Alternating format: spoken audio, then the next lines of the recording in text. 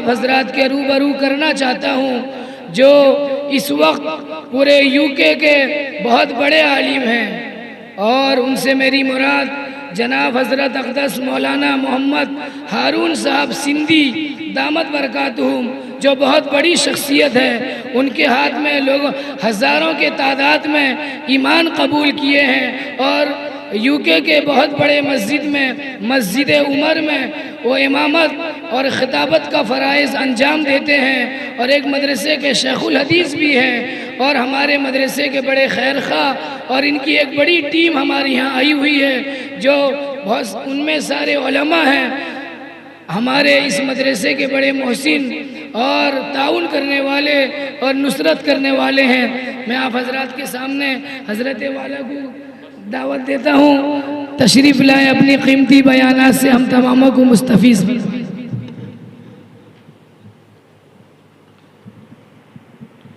बिस्मिल्लाहिर्रहमानिर्रहीम।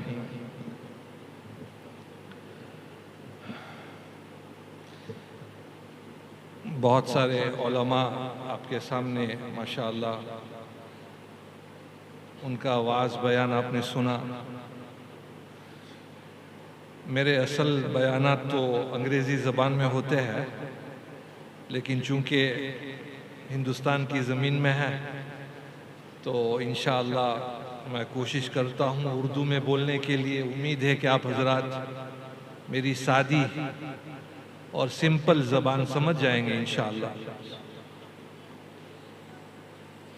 मौलाना की तो तकरीर खुद ही इतनी लंबी होती है, तो मैंने इनको फिर कहा बस मौका दे दे, लोग भी बेचारे थके हुए हैं, वरना मौलवियों का तो काम ही यही है कि एक मरतबा बैठ जाए तो बस ख़त्म हो जाए बात।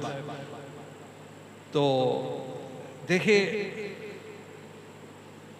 हमेशा गुफ्तगू हालात के ऊपर होनी चाहिए, और ऐसी गुफ्तगू होनी चाहिए कि जिसमें कौम को एक निस्बत हो। और ये उलमा की एक बहुत बड़ी जिम्मेदारी है। 1400 साल हो गए हैं यूट्यूब से पहले और सोशल मीडिया से पहले सरकारे दो आलम सल्लल्लाहु अलैहि वसल्लम ने उलमा को एक ऐसा मीडिया दिया है जिसका कायनात मुकाबला नहीं कर सकता है, और वो है मिंबर। ये मिंबर इतना पावरफुल मीडिया है कि अगर सारे उलमा और दीन के जो बड़े लोग हैं वो सही मानों में इस मिंबर का हक अदा करे ना, तो आज उम्मत कहां से कहां चली गई होती। सिर्फ वक्त गुजारना नहीं होता है कि 15, 20, 25 मिनट, बल्कि बहुत सोच समझकर इस जमीन के बड़े बड़े उलमा, मौलाना अबुल हसन नदवी रहमतुल्लाह अलैह की तरह शख्सियत, हज़रत मौलाना थानवी रहमतुल्लाह अलैह की तरह शख्सियत, मुफ्ती सईद पालनपुरी मरहूम, अल्लाह उनको जन्नत नसीब करे, उनकी तरह शख्सियत, मुहद्दिस कबीर। और आप देखिए माशाअल्लाह, तो बहुत ज़रूरी है कि हम आज सोचे कि हमारी हालत क्या है। आज हम व्हाट्सएप इस्तेमाल करते हैं, लेकिन किसी मुसलमान ने व्हाट्सएप को नहीं बनाया है। आज हम इंस्टाग्राम को इस्तेमाल करते हैं, मौलवी भी इंस्टाग्राम को इस्तेमाल करता है, मौलवी भी व्हाट्सएप को इस्तेमाल करता है, लेकिन मुसलमान का इंस्टाग्राम के साथ कोई ताल्लुक नहीं है। वो इसको दीन की खिदमत समझता ही नहीं। व्हाट्सएप मुसलमानों ने नहीं बनाया है, फेसबुक मुसलमानों ने नहीं बनाया है, टोयोटा की गाड़ी मुसलमानों ने नहीं बनाई है, BMW की गाड़ी मुसलमानों ने नहीं बनाई है, BMW मर्सिडीज मुसलमानों ने नहीं बनाई है। हम जिस प्लेन में आए बोइंग मुसलमानों ने नहीं बनाया। बोइंग का इंजन है रोल्स रॉयस, मुसलमानों ने नहीं बनाया। मैंने जो चश्मे पहने हैं मुसलमानों ने नहीं बनाए। सॉक्स जो मैंने पहने हैं मुसलमानों ने नहीं बनाए हैं। मुसलमानों ने बनाया क्या है? क्या कुरान ने यही कहा है कि दुनिया को तलाक दे दो, मुगल्लज़ा 3 तलाक दे दो? यह है मुसलमान का काम? मुसलमान का यही काम है कि मैथ्स को न पढ़े, केमिस्ट्री को न पढ़े, बायोलॉजी को न पढ़े। यह मुसलमान का काम है। मुसलमान का यही काम है कि तुम भीख मांगते रहो गैरों से। यह मुसलमान का काम। अल्लाह अकबर कबीरा। काश के हम सीरत रसूल को पढ़ते, काश के हम अल्लाह के रसूल की जिंदगी को समझते, काश के सरकार दो आलम सल्लल्लाहु अलैहि वसल्लम की सियासत को हम समझते, सिद्दीक अकबर की सियासत को हम समझते, उमर फारूक की सियासत को हम समझते, उस्मान रजी अल्लाह तआला अन्हु, अली रजी अल्लाह तआला अन्हु की सियासत को समझते, और फिर पैदाइशी तौर पर जिनको लक़ब दिया गया वो तो बने ही थे अमीर के लिए। अमीर मुआविया रज़ी अल्लाह तआला अन्हु की सियासत को हम समझते। हम बहुत दूर है मेरे अजीजों, माफ करना, मैं तो जरा दिल की बात करता हूं और मेरी आदत तो यही है कि मैं जरा बहुत सीधा ही बोलता हूं, इसलिए कि खुश करना अल्लाह को है, पब्लिक को नहीं। तो बहुत जरूरी है कि आप जिस मुल्क में रहते हैं, अगर आज भी आप बेदार नहीं हुए तो मैं कुछ ज्यादा बोल नहीं सकता मेरे अजीजों। देर नहीं लगती है मस्जिद को बंद करने में, याद रखें। मदरसे बंद करने में कोई देर नहीं लगती है। हम यूरोप में थे और युगोस्लाविया, बोस्निया और सर्बिया और अल्बानिया के ये सारे इलाके आपने देख लिए। पड़ोस में मुसलमान और गैर मुस्लिम एक दूसरे को हम भाई भाई ही समझते थे, लेकिन वक्त आया तो एक दिन में 10,000 बोस्नियंस को शहीद भी कर दिया गया, एक दिन में। इसलिए हमें ऐसे उलमा चाहिए जिनकी विजन दूर तक होनी चाहिए। जिनकी विजन कहां तक होनी चाहिए? दूर तक। वो अब क्या बोलूं यार, मैं तो मेहमान हूं, छोड़ो। लेकिन मैं यूं अर्ज कर रहा हूं मेरे अजीजों कि बहुत सी मर्तबा हम समझते हैं कि दीन की खिदमत ये सिर्फ मर्द लोग ही करते हैं, हालांकि ये कोई जरूरी नहीं। औरतों का दीन इस्लाम के फैलाने में बहुत बड़ा हिस्सा है।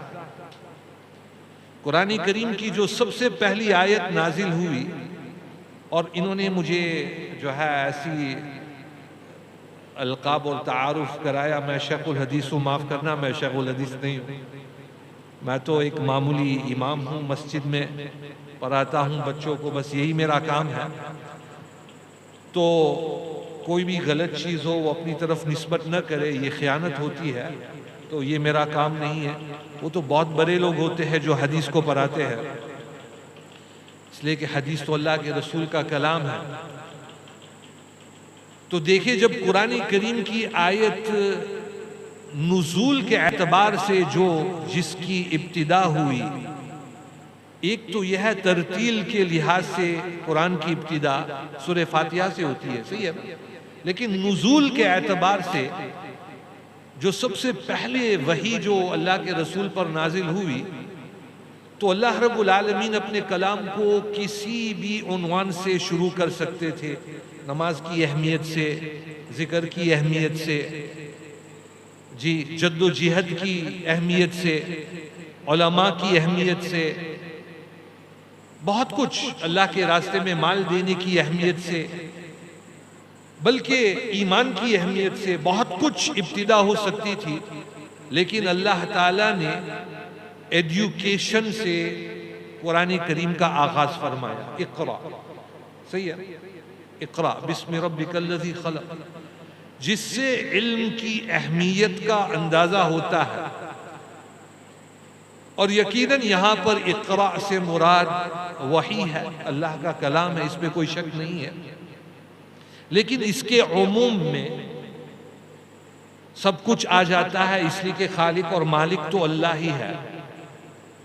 और जब अल्लाह के रसूल पर ये जो आयत नाजिल हुई तो ये कैफियत आपके लिए बिल्कुल अनोखी थी, इसलिए कि फर्स्ट टाइम एक्सपीरियंस, आपका पहली मर्तबा एक्सपीरियंस हुआ होगा।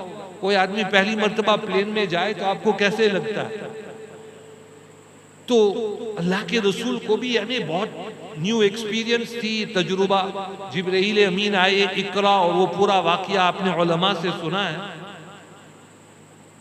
तो फरमाया इकरा बिस्मि रब्बिकल लज़ी खलक, खलकल इंसान मिन अलक। तो आप आइए नीचे। सब लोग थे वहां मुहिब, सिद्दीक़ अकबर भी मौजूद थे, बहुत सारे लोग थे, घर वाले मौजूद थे। अल्लाह के रसूल का खानदान कोई आम खानदान नहीं था, हाशमी थे आप। अबू तालिब की बड़ी बैकिंग थी आपको, अब्दुल मुत्तलिब के ग्रैंडसन थे आप, कोई आम आदमी नहीं थे अल्लाह के रसूल सल्लल्लाहु अलैहि वसल्लम। लेकिन जब आप नीचे आए तो सबसे पहले सहारा आपने एक खातून का लिया। किसका लिया? खातून का लिया, बीबी खदीजतुल कुबरा। सारे मर्द लोग थे, लेकिन कुरानी करीम की आयात नबी के बाद सबसे पहले सुनने वाली जात इंसान में एक औरत है। हजरत अबू बकर सिद्दीक से पहले, हजरत अली से पहले, और बल्कि उस जमाने में तो बहुत थोड़े लोग थे जाहिर, लेकिन सबसे पहले वही सुनने वाली मर्द नहीं है, वो कौन है? खातून है। और सही मुअर्रिखीन का जो कौल है, सबसे पहले मुसलमान होने वाला, होने वाली इंसानियत में सबसे पहले, यूं तो हम जमा कर देते हैं मर्दों में ये, नौजवानों में ये, और जो है गुलामों में ये, और औरतों में ये, ठीक है, बिल्कुल सही है। लेकिन अगर देखने जाए तो बड़े बड़े फुक़हा की यही राय है कि सबसे पहले कलमा पढ़ने वाली जात भी एक औरत है, बीबी खदीजतुल कुबरा। इसलिए कि बीवी को जो कुर्बत मिलती है वो किसी और को ऐसी कुर्बत नहीं मिलती है।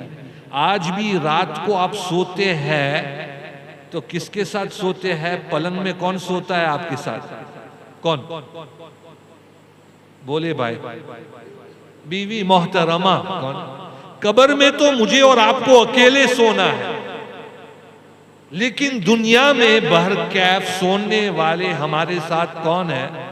माँ भी नहीं, बाप भी नहीं, बेटे भी नहीं, औलाद भी नहीं। जो कुर्बत बीवी को मिलता है वो किसी और को नहीं मिलता है। बीवी सोती है आपके करीब। जब आप यूं देखते हैं ना, अल्लाहुम्मा बिस्मिका अमूतु अहयाई पढ़कर अगर पढ़ते हो तो बीवी का चेहरा भी होता है, सही है? तो बीबी खदीजतुल कुबरा। देखिए, मैं ये बात इसलिए कह रहा हूं कि दीन की खिदमत का ताल्लुक सिर्फ मर्दों के साथ नहीं है, बल्कि मैं यूं कहता हूं अल्लाह की जात तो इतनी बेनियाज है, अगर मुसलमानों ने दीन की खिदमत नहीं की तो अल्लाह रब्बुल आलमीन मुसलमानों को हटा देंगे। इसलिए कि कुरान का ये उसूल है, वयस्तब्दिल कौमन गैरकुम। जिसने दीन की अहमियत को नहीं समझा तो अल्लाह चाहे तो गैरों से भी दीन का इस्तेमाल कर सकता। गैर मुस्लिम भी हज़रत शेख ज़करिया रहमतुल्लाह अलैह ने बाकायदा जो है अपनी तसनीफात में इसका जिक्र फरमाया है कि अल्लाह की ज़ात तो इतनी बेनियाज है कि मुझ जैसे नाकारा से ये काम लिया गया। ये तो हज़रत का तवाज़ु था, लेकिन हज़रत ने ये ज़रूर फरमाया, वरना वो ज़ात तो इतनी बेनियाज है कि अपनी दीन की खिदमत के लिए चाहे तो फासिक फाजिर, चाहे तो गैर से भी काम लिया जा सकता है। तो इसलिए ये भी बात सही है कि मसाजिद में नमाज का पढ़ना और फजर में आना, ये तो समझाने की बात ही नहीं होनी चाहिए।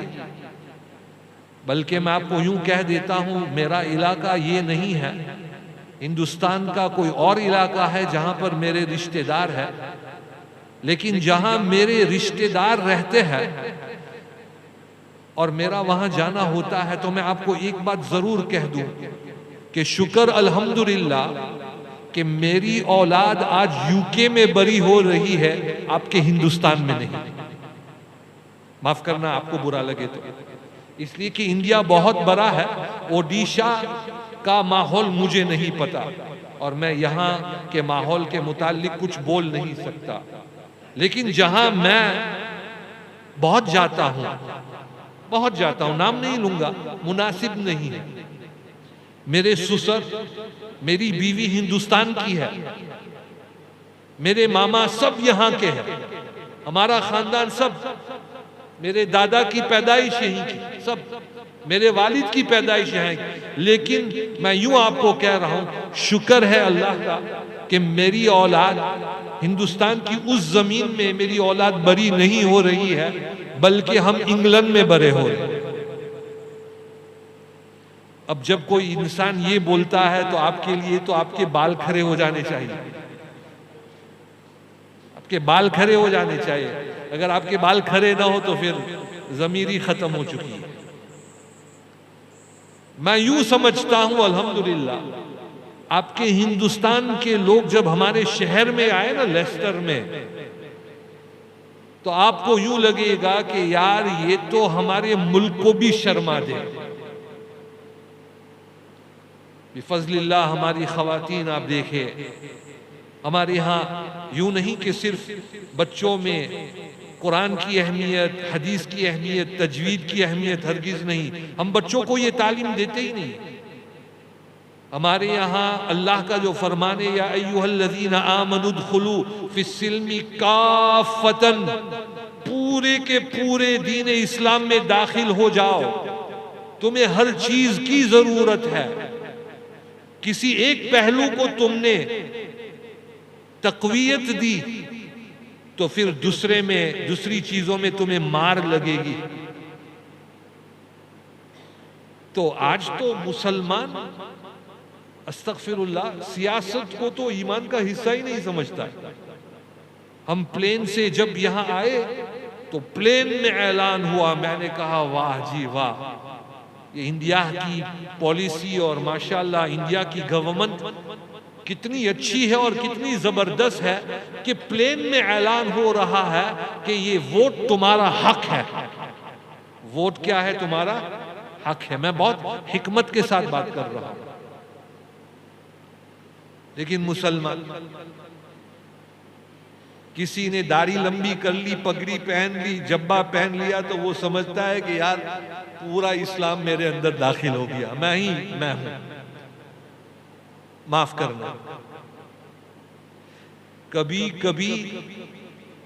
कभी एक प्रोफेसर का दर्जा अल्लाह के यहां शेखुल हदीस से ज्यादा हो जाता है, इसलिए कि उसने ऐसी दीन की खिदमत की, ऐसी दीन की खिदमत की जिससे लाखों मुसलमान का तहफ्फुज होता है, लाखों। इसलिए मैं तो जो बोलने के लिए आया था, मेरा तो सर ही जरा यूं हो गया, मैं तो कुछ और ही बोल रहा हूं। लेकिन जो आप लोगों की जिम्मेदारी है ना, मैं समझता हूं बहुत बड़ी जिम्मेदारी है। सिर्फ इतना बोलना काफी है, फिलिस्तीन की जमीन को देख ले आप, बस इतना ही बोलना काफी। अभी भी अगर कौम बेदार नहीं हुई, अभी भी हमने दुनिया के बड़े बड़े जो ओहदे हैं, दुनिया के बड़े बड़े ओहदे, अगर उन ओहदों को हमने कम समझा तो फिर मोबाइल को क्यों हम इस्तेमाल करते? फेंक दो। हमको मोबाइल भी चाहिए, आईपैड भी चाहिए, A to Z जो है टेक्नोलॉजी भी चाहिए। ये तो मुनाफिकत है भाई, हम तो मुनाफिक हो गए। हम किसको खुश कर रहे हैं? किसको खुश कर रहे हैं? सबसे बड़ी खिदमत दुनिया में दीन की खिदमत है, मुसलमानों की खिदमत है। अल्लाह के रसूल को पूछा गया कि अल्लाह के रसूल दुनिया में सबसे अच्छा बंदा कौन सा है? यूं नहीं फरमाया जो तहज्जुद पढ़ता है, यूं फरमाया मय्यन फ़उन्नास, जो लोगों को नफा देता है। और नास में मुस्लिम भी आ गए और गैर मुस्लिम भी आ गए। बहुत बड़ी बात है मेरे अज़ीज़।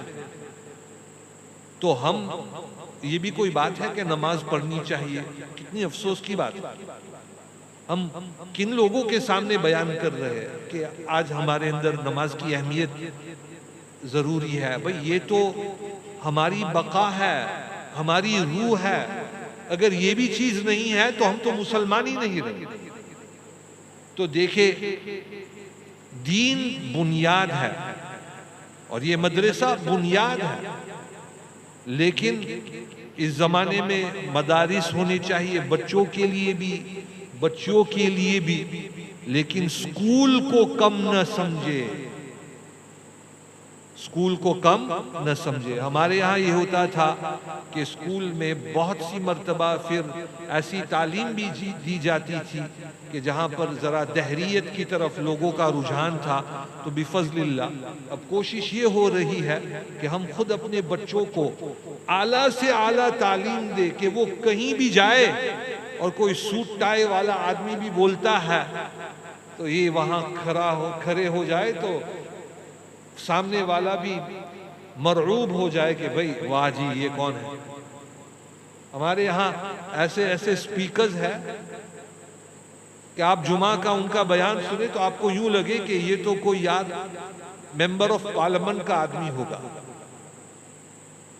हालांकि उलमा होते हैं। तो किसी भी तालीम को हम कम न समझें, किसी भी इन्वेस्टमेंट। अल्लाह के रसूल ने फरमाया कि तुम जो है अपने देखिए, अल्लाह के रसूल सल्लल्लाहु अलैहि वसल्लम ने घर की औरतों के लिए शिफा बिनते, मैं ज़रा जल्दी बोल रहा हूँ इसलिए कि वक्त बहुत ज़्यादा हो गया, आप लोग भी थके हुए होंगे बेचारे, बहुत सारे नीचे बैठे हुए हैं, थके हुए हैं, तो इसलिए जल्दी बोल रहा हूँ ताकि मजलिस जल्दी ख़त्म हो। शिफा बिनते अब्दुल्लाह, अल्लाह के रसूल इस खातून को बतौरे ट्यूटर के अपनी घर की औरतों के लिए लिखना पढ़ना कि बीबी फातिमा, हजरत ज़ैनब, रुक़ैया, हजरत हफ्सा, बीबी आयशा, इनको सिखाना, ये शिफा बिनते अब्दुल्लाह रज़ी अल्लाह ताला अन्हा का काम था। तालीम दे रहे थे। ज़ैद बिन साबित को जब आपने देखा कि बहुत होशियार है तो अल्लाह के रसूल ने फरमाया, ज़ैद तुम्हें रोमन की ज़बान आती है। रोमन की ज़बान सीरियाक थी, इसलिए कि उस ज़माने में शाम का इलाका ये उनके हाथ में था, सही है ना, इसलिए हज़रत अमीर मुआविया वहाँ होते थे। तो सीरियाक ज़बान तुम्हें आती है? तो फरमाया नहीं हज़रत, मुझे नहीं आती है। फरमाया सीख लो, इसलिए कि मेरी मुलाकात ऐसे लोगों से होती है जो बड़े बड़े यानी लोग होते हैं, सियासतदान होते हैं, दूसरे ममालिक के एम्बेसडर्स होते हैं, वो मेरे पास आते हैं। रोमन एम्पायर, रूम, बाकायदा पूरी सूरत कुरान करीम में है, गुलिबतिर रूम। और पर्शिया का जो एम्पायर है, देखे ना सियासत। तो अल्लाह के रसूल ने क्या सिखाया? फरमाया तुम इस जबान को सीख लो, इसलिए कि ट्रांसलेशन में मेरा भरोसा किसी और पर नहीं होना चाहिए, घर वालों के साथ होना चाहिए। हज़रत ज़ैद बिन साबित ने 17 दिन में जबान सीख ली। कितने दिन में? 17 डेज। और जब भी रोमन एम्परर्स आते तो ज़ैद बिन साबित वहां बैठते 17 डेज में। सुभान अल्लाह। बल्कि इस जबान से पहले अल्लाह के रसूल ने इनको बुलाया, नौजवान थे, और तब्दीली आती है नौजवान में जब जज्बा होता है ना तो काया पलट जाता है। मैं सही बोल रहा हूँ उर्दू या गलत बोल रहा हूँ? सही है ना? आप तो कुछ ऐसी तो नहीं, आप हंसे नहीं तो मैं ठीक बोल रहा हूँ, वरना हंस पड़ेंगे तो यार मुझे शर्मिंदा होगा, मैं शर्मिंदा हो जाऊंगा। तो अल्लाह के रसूल ने बुलाया, कहा मदीना मुनव्वरा में बाहिर के अतराफ में यहूद की आबादी बसी है, बनु कैनुका, और सारे जो यहूद के बड़े बड़े खानदान वहां बसे हुए हैं। तो तुम्हें अहले यहूद की जबान आती है? कहा नहीं। अल्लाह के रसूल का एक काम करो, सीख लो। देखे अल्लाह के रसूल सल्लल्लाहु अलैहि वसल्लम कैसी मेहनत कर रहे थे, कैसी विजन थी, कैसी विजन थी। माफ करना, उलमा में आज ये विजन बहुत कम है। बस हमने वही हमारी चीजें पकड़ ली है। दुनिया कहां से कहां पहुंच गई है। हमने असबाब इख्तियार करना और असबाब पर अहमियत, उस पर जोर नहीं दिया। अल्लाह रब्बुल आलमीन आपको यूं ही आपकी मदद नहीं फरमाएंगे। कोई गोल्ड का टीस्पून मुंह में नहीं रखता है। मेहनत, असबाब।